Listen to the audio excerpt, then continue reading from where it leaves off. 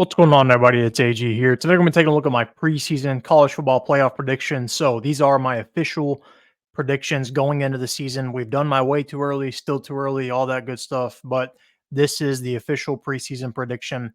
So, let's go ahead and get started here. Starting off at number 12. So, this is going to be the team that is the G5 representative going into this season. There's a few different options that were under consideration, but this is who I ended up going with. So, at number 12, we have Memphis.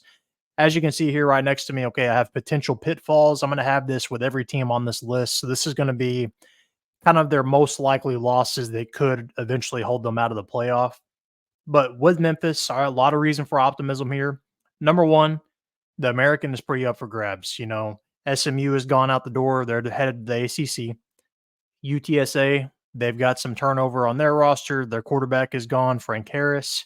Tulane, they've kind of been a mainstay here. They lose their head coach and their quarterback as well, replaced by Troy's head coach, John Summerall, though, so they should be pretty effective.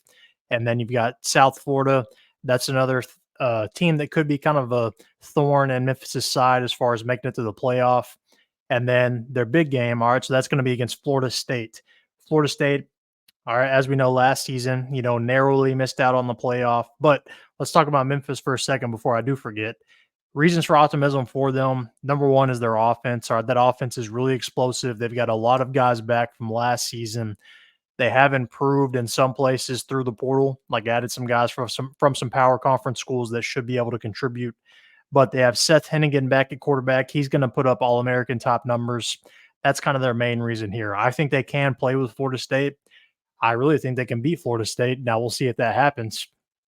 But that should be a good one. I think they run the gauntlet in the American and win out there. But I think even with the loss to Florida State, I think they're in win or lose that game because most likely I would say, their most challenging competition in this race to get this G5 spot would probably be Liberty. And we look back to last season, Liberty went undefeated against a very manageable schedule. And so I think that's kind of going to come back to bite Liberty this year. Like, even if they do go undefeated, we saw, once they got to that New Year's Six Bowl against Oregon, they didn't stand a chance. So I think that's kind of going to hold them back this year. So if Memphis can play with Florida State, lose by probably less than, 21, less than 3 touchdowns probably, keep it at, within 20 or beat them. I think they can beat them, but keep it within 20 and then have Florida State be a top 25 team. I think Memphis gets in no matter what. So that's where they're number 12. All right, so moving on to number 11, we have Missouri. Missouri, I think, is actually going to be a really good team in the SEC this year. Could end up sneaking into the SEC championship if all falls right. They kind of have a more manageable schedule. Their potential pitfalls, you've got Texas A&M, Auburn, Alabama, and Oklahoma.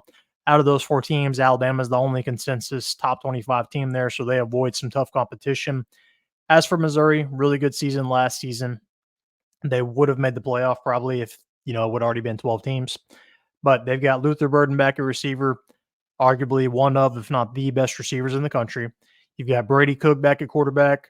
Running back, they do lose Cody Schrader, but they bring in a really underrated player, in my opinion, Marcus Carroll from Georgia State, top 10 in rushing yards last season. So I think they're going to make a smooth transition there and not miss a beat. So that offense is going to be explosive no matter what. And they were competitive last season in a lot of games, the ones they did lose. So I think Missouri's going to take a step up. I think they'll be a top 10 team kind of throughout the entire season probably. And I think they'll get in the playoff no matter what, especially with that schedule. But moving on, number 10, we have Penn State. The Nittany Lions, all right, they are probably the biggest beneficiary of college football playoff expansion. They've been kind of right on that door, right on that doorstep for however long now. You backtrack a couple years, they were probably the 5th best team in the country. Lost to Ohio State and Michigan. Both those teams make the playoff. So realistically, Penn State, was probably, like I said, the 5th best team in the country. I think this is arguably James Franklin's best team he has had at Penn State. That defense is loaded. You could argue it's the top defense in the country even. They're stacked. Offensively, you got Drew Aller back at quarterback. I know he's not the most heralded quarterback, but he does win a lot of ball games. They kept it competitive last year with Ohio State and Michigan. I think it was within 10, both those games, or right around that number. So I think Penn State, with what they have coming back, with what they've added through the portal, I think they are even closer than just right there on the doorstep. Really, the only reason they're number 10 is because I don't really know how that tiebreaker is going to go when it comes to uh, the Big Ten tiebreaker as far as making the championship. I think there's going to be multiple teams that have one loss that don't play each other. So I don't know exactly what the tiebreaker is going to be. Similar with Missouri in the SEC. I'm going to go ahead and say it. Almost every team that I have in this playoff, I have prediction as predicted with one loss at least. Uh, but before I forget, Penn State's potential pitfalls: West Virginia, USC, Wisconsin, and Ohio State. I've only got them losing to Ohio State though. All right, so moving on to number 9, we have Ole Miss. All right, the Rebels, loaded transfer portal class. They do lose Quinshon Judkins to a team we'll probably talk about here in a little bit. But you've got Jaxson Dart back at quarterback. Lane Kiffin has put together back-to-back double-digit win seasons. These two teams, Ole Miss and Penn State, definitely the biggest beneficiaries from playoff expansion as far as to be kind of guaranteed probably to get in the field almost every season as of recent memory. But potential pitfalls for them: LSU, that's not going to be a gimme. That's going to be a tough game. Oklahoma, I think they should beat them. Oklahoma's going to be down. Georgia and Florida. The only one I've got them losing right there is Georgia, most likely. I think they can beat the rest of those teams. That offense with Jaxson Dart back should be fine. And that defensive line in particular is stacked. All right, number 8, Alabama. And as you can tell from the potential pitfalls, these two teams do not play each other despite both being in the SEC. So that's why this matchup is here. Alabama has a pretty good gauntlet here: Georgia, Tennessee, Missouri, LSU. Pretty tough schedule. Not as tough as Georgia's, but pretty tough. Georgia is not a give me. We know that one. Now, Alabama did dip them last year in the championship, but that's going to be tough. Tennessee, I think they should beat them. Missouri, like I said earlier with Missouri, I think that's their one loss. And then LSU. But Alabama, you've got Kalen DeBoer coming over from Washington. You've got Jalen Milroe back at quarterback. I think you have an improved offensive line. They kind of have a lot of guys coming with him from Washington, talking about DeBoer, and they have improved that line play. Jalen Milroe, you could argue, is going to be the best player on the field at all times. And I think he definitely will be. I'm curious to see how that marriage works, though, with him at quarterback and DeBoer's offense. I'm kind of curious to see that. But if it hits, Alabama could be legit. They could win the SEC. All right, moving on to number 7, Oregon. So similar with Alabama and Ole Miss, Oregon and Penn State don't play each other either.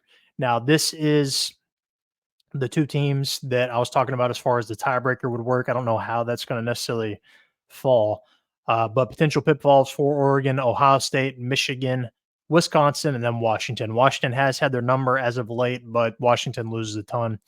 But Oregon, they lose some stuff in their own right. They lose Bo Nix in particular at quarterback. You do bring in Dillon Gabriel from Oklahoma.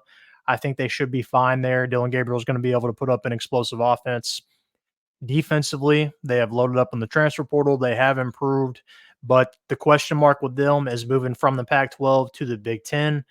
You're going to have more of a week in and week out grind as far as there's not going to be any, Colorados or Arizona States probably. There's going to be, one or two, but most of the time you're going to have a game that realistically this team could beat you. Like even, Wisconsin, for example, there's no team that could beat you. But Oregon, I think, should be good enough to kind of ride through that, especially with avoiding Penn State. I think they can beat Michigan. That game's going to be close, but I think they can beat Michigan. And as of right now, I've got them only losing to Ohio State. If they did lose to Michigan, this playoff field might look a little different, but I think they win the rest of those games minus Ohio State. Moving on to number 6, Texas. Their potential pitfalls: you've got Michigan. All right, they play them in the non-con. That should be a good matchup for both teams. Good litmus test. Oklahoma, Georgia, Texas A&M. I think they beat Oklahoma and Texas A&M. Oklahoma, I think, is going to take a step back a little bit. We just talked about Dillon Gabriel going to Oregon. I do have them losing to Georgia right now, but like I said, Georgia plays a gauntlet schedule. So, they could end up dropping a game, and I wouldn't be surprised because it's so tough. But Texas, you've got Quinn Ewers back at quarterback. You don't have a lot coming back besides him on offense. There's a lot of question marks as far as who's going to replace JT Sanders, who's going to replace Xavier Worthy, who's going to replace AD Mitchell. A lot of guys to replace. They did bring in some solid guys through the portal that should be able to replace them, but we'll see how that goes. The defense last year was kind of spotty at sometimes, and they're going to have to put, the pedal down on the gas when it gets to the second half. Like, they would have a lot of first halves last year where they would jump out to a big lead, and then it seemed like Sark just got off his script because he had a script for the first 50 plays, and then changed it at halftime. Then they would let up, and I think they let Houston almost beat them. They let Kansas State back in the game. If they could just lay down on the gas pedal, Texas is talented enough to make a run again. All right, number 5, Notre Dame. So Notre Dame potential pitfalls: Texas A&M, Louisville, Georgia Tech, Florida State, USC. So while it's kind of a tough schedule, there's not just any top 10 matchups in there that are bona fide top 10 teams. Florida State loses a lot. Louisville loses some stuff. Texas A&M loses a lot. Georgia Tech probably has the most coming back out of every team on this list. And then USC loses Caleb Williams. Notre Dame, I think this team is really talented. Marcus Williams, not quite on the hot seat, but Marcus Freeman. I said Marcus Williams. Not quite on the hot seat as their head coach, but if they don't make the playoff this year, I could see the fan base getting a little iffy. But they do bring in a lot of talent from the portal. Riley Leonard at quarterback in particular. If he can stay healthy, there's no doubt in my mind this team goes undefeated, but that's kind of the big question mark is, can he stay healthy? At Duke, when he played, they were a top 15 team, but really injury prone. So that's kind of a question mark there. Their defense is going to be a top 5 defense in the country. And with this schedule, I don't see how they don't go undefeated, but I could see them losing one game. But even with one loss, they could probably sneak in. In this case, in this scenario, though, I've got them undefeated. Only thing with them is that they don't play in a conference championship. They can't. So they can't get one of those top 4 seeds. That's kind of the parameter, is you have to play and win your conference championship to be eligible for the top 4 seeds. So the best Notre Dame can do is 5. All right, so moving on to the top 4. So again, these are the conference champions, in my opinion. Number 4, we've got Clemson. Potential pitfalls for them: Georgia, NC State, Florida State, and Louisville. That Georgia one, week 1, is going to tell you a lot. They've got Cade Klubnik back at quarterback. Dabo Sweeney has kind of taken a step back as far as reputation over the last few years, I would say. Not me personally, but a lot of people have started to doubt him. I think this year, the reason I've got him number 4, first off, I've got him losing to Georgia. So spoiler alert, Georgia is one of these 3 teams left remaining. And I've got them losing a game in the conference, no matter which one of these teams this is to. That's to be determined. But I've got them losing 2 games and then winning the conference championship is kind of what I have predicted here. But I think, last year I was a little high on them preseason wise, and I was wrong.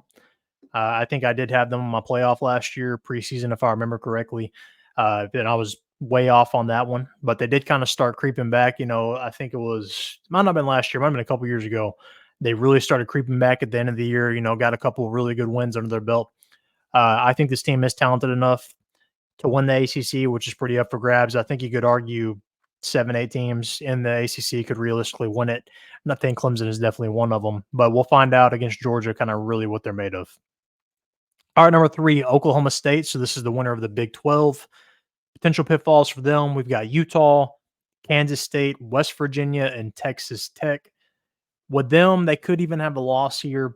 And, let's say they lose to Utah, rematch with Utah, and then beat Utah. I could see that happen, and I wouldn't be shocked if that happens. But Oklahoma State, with Texas and Oklahoma out the window, can they capitalize on that Big 12 momentum? Made the Big 12 championship last year. They're top 5 in the country in returning production. And in particular, that offense is going to be really good. You've got Ollie Gordon back. He's a Heisman candidate. You've got your quarterback back. You've got your top 2 receivers back. You've got your top 2 linebackers back. So offensively and defensively, this team is going to be sound. Last year, they were kind of hit and miss. They'd lose some games they shouldn't lose. They might have lost to Ohio or somebody. And then, or maybe South Alabama, somebody they shouldn't have lost to. But anyways, then once they get to Big 12 play, they make the Big 12 championship. While Texas did handle them, still having that experience under your belt a year later, saying, yeah, we made the Big 12 championship. We've got that experience. I think they'll be kind of more consistent to this season. I think Mike Gundy does a good enough job there that they should be able to make the playoff this season. All right, let's move on to number 2. We've got Georgia. Potential pitfalls for them. So like I said, they play an absolute gauntlet of a schedule, because this isn't even including Clemson. But potential pitfalls, so I would say probably arguably the next 3 teams in the SEC they play away games at. They play at Alabama, they play at Texas, they play at Ole Miss, and they play Tennessee. Those first three, though, I don't know if they can make it through that undefeated, I'll be honest with you, because even if they are better, excuse me, I hit my mic. Even if they are better, playing all three of those away is going to be tough. That's not going to be easy at all. That's no gimme. But they do have Carson Beck back. You've got Kirby Smart back. He's kind of proven, especially with Saban gone, he's kind of the guy as far as the best head coach probably. I won't say probably, he is in the country. That defense is always going to be loaded. They're always going to have a lot of depth offensively and defensively. The question marks with them, similar with Texas, you got to replace the guys. All right, you got to replace Ladd McConkey. You got to replace Brock Bowers. If they can do that, Carson Beck should put up some really good numbers again. I think they definitely are a top two team, at least preseason wise in the country. All right, number one, Ohio State out of the Big Ten. Potential pitfalls for them: Iowa, Oregon, Penn State, and Michigan. I really wouldn't be shocked if they lose a game as well, especially with those are the next four teams, I would say, in the Big Ten in no particular order. Those four teams: Iowa, Oregon, Penn State, Michigan. Penn State hasn't been able to beat them, but they've been really close. Michigan has had their number. Oregon is going to be talented. And Ohio State, Ryan Day, as of late, has struggled to beat Michigan. Now, I think this is Ohio State's most talented team, at least in comparison to the rest of the country. You've got Will Howard at quarterback. I'm not sold on that one. That one is a little bit of a question mark for me. I don't know how much of an improvement he realistically is over Kyle McCord, but he is going to offer you a running element that Kyle McCord didn't. Running back wise, you've got Henderson back. Bring in Quinshon Judkins from Ole Miss, I mentioned earlier. You've got Ibuka back at receiver. You do lose Marvin Harrison Jr., though. Defensively, they bring in Caleb Downs as safety. They've got kind of their two DNs, Edge Rushers back. So this defense is going to be good. The offense is going to be good. And they've proven when they do make the playoff, like they can play with these teams. A couple years ago, they should have beat Georgia. They kind of screwed the pooch in the fourth quarter and blew that game. So I think this team is talented enough, especially with Michigan losing a bunch of guys and their head coach. I think Ohio State capitalizes on that. I think they are probably most likely undefeated, but they could have a loss even and win the Big Ten championship. But as of right now, I've got them undefeated and number one in my playoff. So let's go ahead and break this down a little bit. Let's talk advancing. We're going to start in that bottom left corner. So Notre Dame and Memphis 5-12 matchup. Notre Dame is, I think, just too much in the trenches for Memphis. While Memphis is a good football team, Seth Henigan in particular can put up some really good numbers. Like I said, I think Notre Dame's just too much, too fast. That defense in particular is really good. So if Riley Leonard can stay healthy, there's no doubt in my mind that Notre Dame can beat them. Moving on to the 6-11 matchup, you've got Texas and Missouri, an SEC matchup that, similar to Alabama, Ole Miss, Oregon, Penn State, they haven't played each other.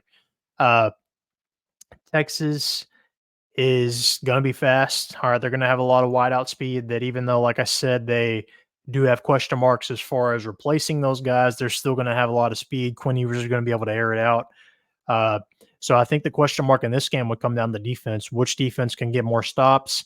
I think this would probably be a high-scoring game and would be a close game, I believe. Like, I don't think this is a gimme for Texas just because they're higher ranked here. I think whichever defense gets more stops here, whichever offense makes more mistakes, probably loses this game, but I'm going to lean Texas ever so slightly right now, but this is a close call here. So give me Texas. All right, moving on to the 7-10 matchup, Oregon, Penn State. And this is probably my favorite matchup here. I think these two teams in particular are, you could argue, are the two, combined most talented teams here, I would say. I know a lot of people are going to lean towards the SEC, but I'm pretty high on Penn State this year. But Oregon, offensively, Dillon Gabriel is going to be able to put up some numbers. Defensively, they should be improved, but Penn State offers a little different style. They're going to kind of ground and pound you a little bit. And historically speaking, that's kind of been Oregon's weakness. They've kind of shown that against some of those teams, they do struggle when they kind of try to bully you around. I think Penn State gets the win here because I think they're just too much in the trenches, kind of like I said with Notre Dame earlier. All right, moving on to Alabama, Ole Miss. Another one that they don't play each other. You've got Lane Kiffin and Kalen DeBoer going at it. I think Alabama's offense is going to be explosive with Jalen Milroe, with DeBoer's offense. Ole Miss, that D-line is really going to get after it. But the key here like I said, I think Alabama improved that offensive line enough in the portal. I think they get the dub there. All right, so moving on down below, you've got the 4-5 matchup in the bottom left corner, Clemson and Notre Dame. Pretty solid matchup here. I think both these teams will get after it. I think both these teams offer a little different style than you would normally see. You know, not necessarily throwback, but both these teams will run it if presented with the opportunity. But I think really this matchup is going to come down to a lot of the teams, like I've said before, and that's which defense can play a little better, which offense can kind of make less turnovers. But I think this is going to be a good one. But give me Clemson ever so slightly, but I would be really intrigued by this matchup. I think that would make for a good football game. I think Notre Dame can beat them, but I haven't seen enough from Marcus Freeman coach teams yet to be just completely sold. All right, moving on to the 3-6 matchup, a Big 12 rematch, Big 12 championship rematch from last year, like I just said. Oklahoma State and Texas.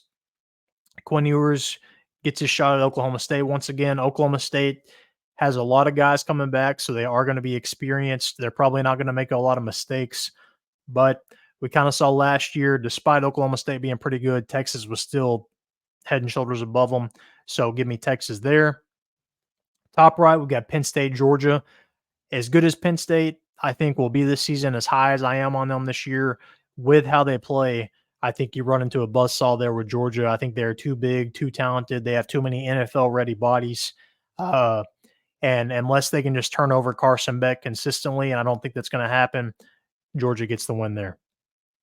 All right, so moving on to probably the most intriguing matchup of this quarterfinals. You've got Alabama, Ohio State. Kalen DeBoer's offense going to be explosive. Gets to go against Jalen Milroe, goes against Caleb Downs at Ohio State. So that's an intriguing matchup there as well.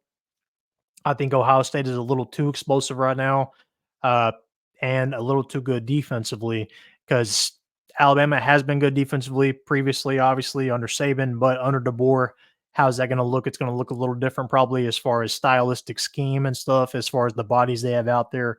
I think Ohio State is too big defensively and in the trenches. I think they get the dub there.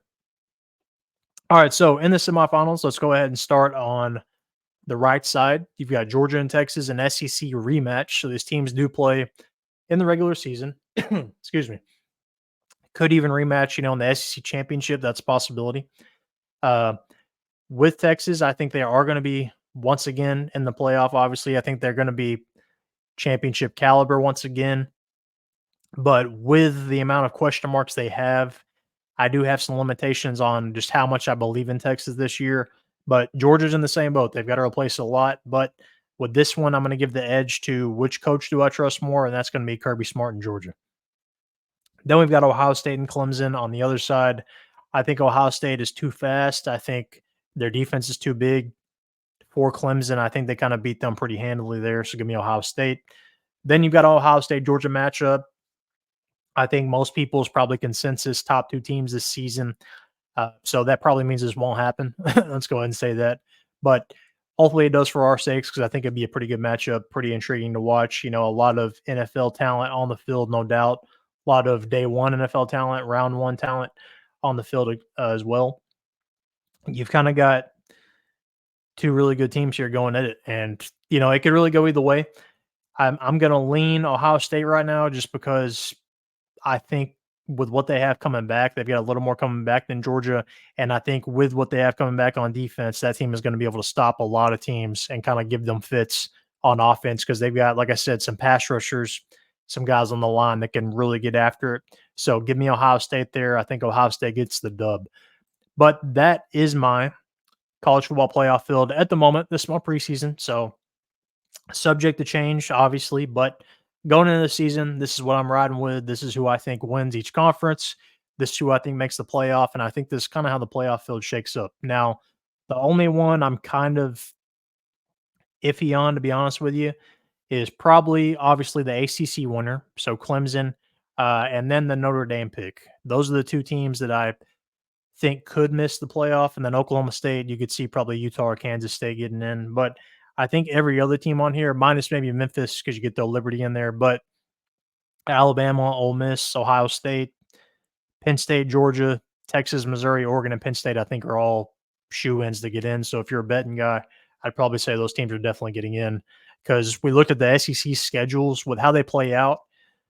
Besides Alabama and Georgia, I don't know if I see any of those teams losing multiple games. Missouri, they're probably not losing to anybody but Bama. If Texas can beat Michigan, they've got a manageable schedule. Ole Miss has a very manageable schedule. Georgia and Alabama and Ohio State kind of get the tough ends of the draw there. Penn State and Oregon, I think both should be able to get in as well, unless Michigan just shocks me. But that is my playoff field. Let me know yours down in the comments section. But before I forget, I am hosting a college pick'em group. So if you want to join that, I'll put a link to that down in the comments section. You can see it right above me as far as the name, AG on YouTube. So if you want to search it, or I'll put the link down below. This is on the ESPN app, so that's probably easier to find it than, searching on the internet. But I am hosting that, and the winner gets a free AG t-shirt or mug, your choice. But only thing, got to be a subscriber to qualify. So if you are a subscriber, if you go through the gauntlet, through the year, if you're in first place by the end of the season, you'll get your choice of that. So make sure to join that if you're interested. Like I said, I'll put a link to that down in the comments section. But if you're interested in that, make sure to join. But those are my preseason college football playoff predictions. Let me know yours. Comment down below. Make sure to like this video and subscribe.